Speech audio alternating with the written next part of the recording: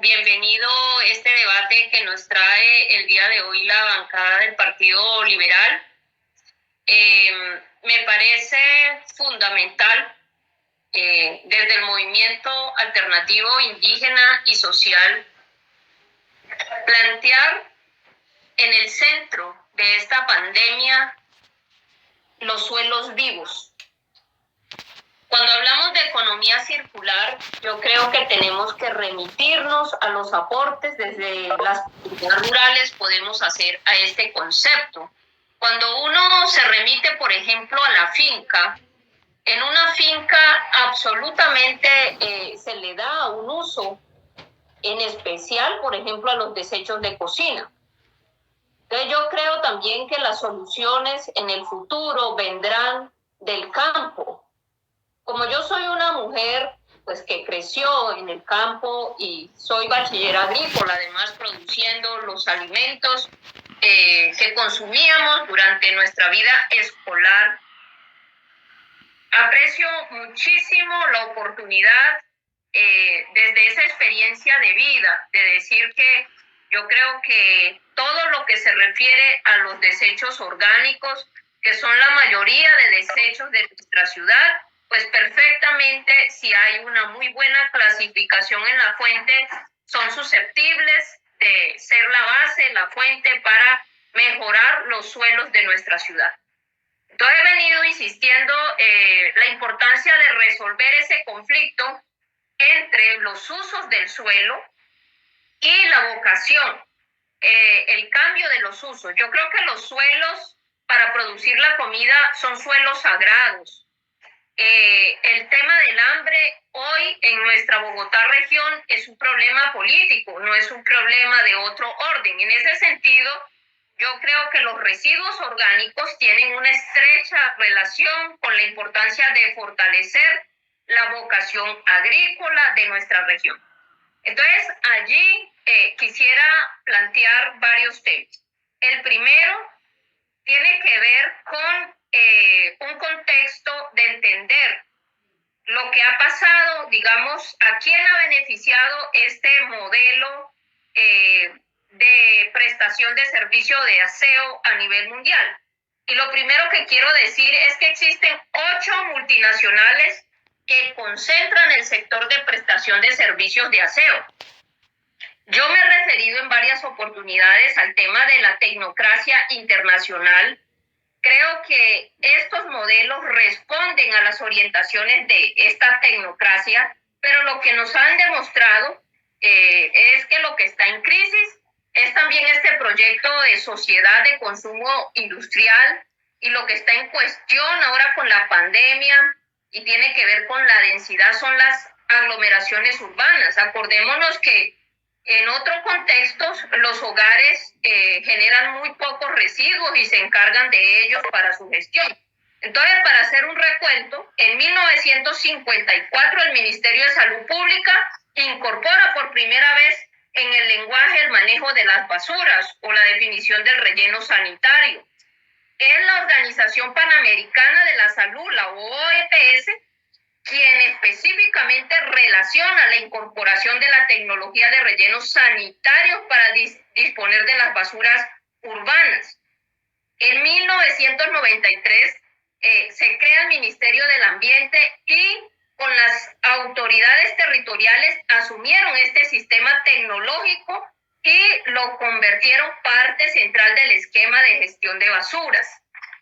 Yo creo que hoy, pues yo quiero dejar esa pregunta. Yo creo que es evidente, de acuerdo pues a las características del relleno sanitario Doña Juana, que este no ha sido el mejor modelo.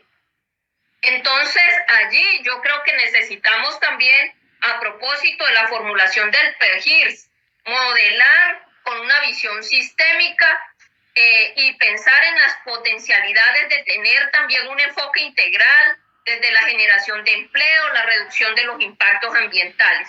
Pero miremos qué ha pasado con el tema de privatizar el servicio de recolección, barrido y limpieza de los residuos urbanos. Yo creo que en el caso del Distrito Capital desde que se canceló la empresa distrital de aseo, que era la EDIS, fundada en 1958 y empieza el 1 de noviembre de 1988. La privatización del servicio de recolección, barrido y limpieza de los residuos urbanos, pues tenemos demasiada evidencia que esto ha sido un fracaso. Ahora bien, si miramos el incremento de la tarifa, recientemente, por ejemplo, la Comisión Reguladora de Agua Potable en el 2018 pasó de 2.000 pesos a 16.080 pesos el pago por concepto de lixiviados y en disposición de 22.000 a 36.000 pesos.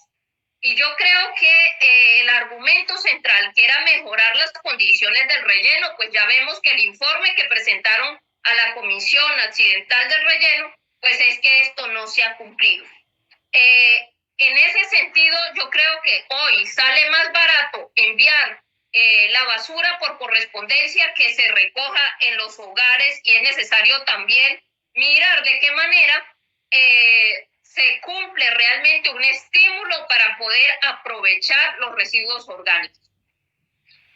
Un tercer punto que es realmente preocupante tiene que ver con los cuerpos de agua. En el caso del terreno, pues donde está el relleno de Doña Juana, por ejemplo, está todo el asunto del Quebrada Mochuelo, al norte. Allí se han hecho intervenciones para canalizar las aguas de lluvia y evitar que alcanzaran, por ejemplo, las celdas de las basuras, las quebradas Puente Blanco y Botello, que fueron modificadas para la construcción de zonas de descarga y de vías. La quebrada Yerbabuena se convirtió en la vía de salida de los líquidos resultantes del proceso de descontaminación de lixiviados que finalmente caen al río Tunjuel. Situación que se agrava con la tendencia a la disminución del caudal en tiempos de sequía y por la acción antrópica en la cuenca alta del río, además de la capa de materia contaminante que arrastra el Tunjuel. Yo creo que el problema de las aguas residuales termina conjuntamente con los materiales de la explotación minera, pues causando un impacto no solamente en el río Tonjuelo, sino en el sistema hídrico, ponen en riesgo incluso las aguas subterráneas, de tal manera que yo creo que esto requiere en su integridad una intervención para salvaguardar también el sistema hídrico. Allí yo creo que es necesario revisar el modelo tradicional en su integridad, que ha girado en torno a la asignación de diversas licitaciones, una para recolección, barrido y limpieza, otra para la disposición final y otra para residuos hospitalarios, con lo cual se ha ignorado la regulación a fondo de la gestión del material potencialmente reciclable, separando así los residuos sólidos urbanos entre aprovechables y no aprovechables, ignorando así las posibilidades que ofrece hoy la reutilización, el aprovechamiento de los residuos orgánicos. Es decir, yo creo que no existe el concepto de basura, no se puede ver los residuos, por eso tenemos que hablar de residuos, y en el caso de los residuos orgánicos, creo que debe estar ligado a la vocación ambiental y agrícola de Bogotá región. Un tema pues también tiene que ver con el corto del césped y todo lo que tiene que ver con la poda de los árboles. Es un material que perfectamente puede ir a las plantas de compostaje que en la actualidad existen en las afueras de Bogotá y que cuentan con toda la tecnología, y me parece que se disminuiría sustancialmente el impacto al relleno de Doña Juana. Creo que la ciudad viene avanzando, los habitantes, los ciudadanos, en una conciencia de la importancia de hacerse cargo de sus residuos, de avanzar en ecobarrios.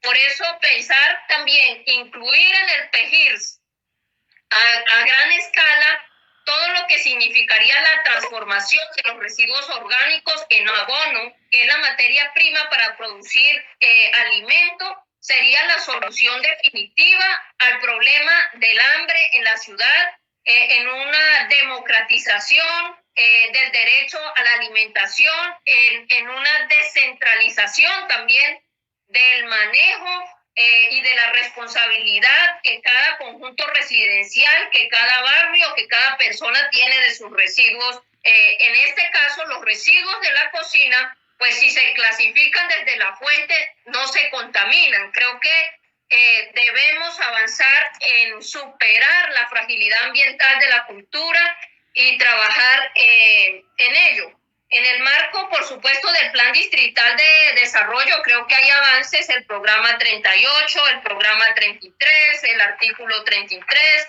el artículo 128, que incluye unas nuevas dimensiones. Está, por supuesto, allí pensándose el modelo de administración de los residuos que debe tener la ciudad. Y yo creo que debe ligarse, no entenderse como algo aislado, sino entre la producción de suelo, la producción de abonos y la solución del hambre, el derecho a la alimentación de las personas. Conozco casos y experiencias donde en el ADN de los ciudadanos está ese saber campesino. Hay que considerar estos saberes también como parte del patrimonio invaluable de nuestra ciudad, lo cual requiere, por supuesto, una democratización del sistema. Muchas gracias, señora presidenta.